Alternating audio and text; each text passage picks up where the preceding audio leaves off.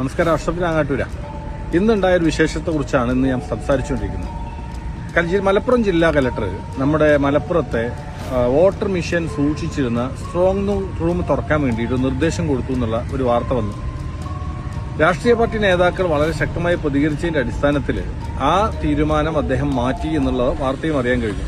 ഞാൻ ചോദിക്കുന്നത്, ഒരു തെരഞ്ഞെടുപ്പ് പ്രക്രിയയിൽ റിസൾട്ട് അറിയാൻ വേണ്ടി 4-ാം തീയതി വരെ കാത്തുക്കേണ്ട ഒരു ആവശ്യമൊന്നും സത്യത്തിൽ ഇല്ല. കാരണം ഈ നമ്മുടെ പഴയ പോലത്തെ ബാലറ്റ് അല്ലല്ലോ. എണ്ണുക എന്നുള്ളത് ഒരു വലിയ ദീർഘമായ സമയമെടുത്ത് ചെയ്യേണ്ട കാര്യമൊന്നുമല്ല. മെഷീനിൽ ബട്ടൺ അമർത്തി അറിയാവുന്ന കാര്യമാണ്. അതിനുവേണ്ടി എന്തിനാണ് ഇത്ര ഒരു മാസത്തോളം കാത്തുവെച്ചതെന്ന് നമുക്കറിയില്ല.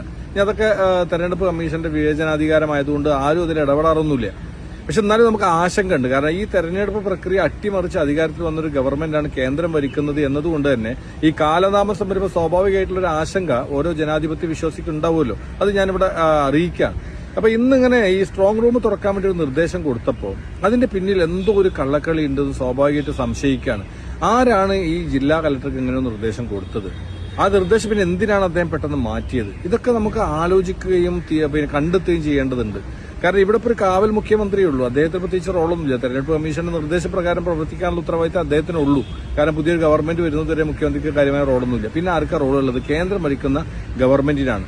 ഈ തെരഞ്ഞെടുപ്പ് കമ്മീഷൻ നിയന്ത്രിക്കുന്നത് ആരാണ്? തെരഞ്ഞെടുപ്പ് കമ്മീഷൻ നിയന്ത്രിക്കുന്നത് കേന്ദ്ര ഗവൺമെന്റാണ്. നിങ്ങൾ അറിയണം, തെരഞ്ഞെടുപ്പ് കമ്മീഷനിൽ നിന്ന് സ്ഥാനാർത്ഥികൾക്ക് അല്ലെങ്കിൽ പാർട്ടിക്ക് സംസ്ഥാനത്തേക്ക് തന്ന ചില നിർദ്ദേശങ്ങൾ തെരഞ്ഞെടുപ്പ് കമ്മീഷന്റെ ഓഫീസിൽ നിന്ന് വന്ന പേപ്പറിൽ BJPയുടെ സീലുണ്ടായിരുന്നു എന്നുള്ളത് നമ്മൾ കണ്ടതാണ്.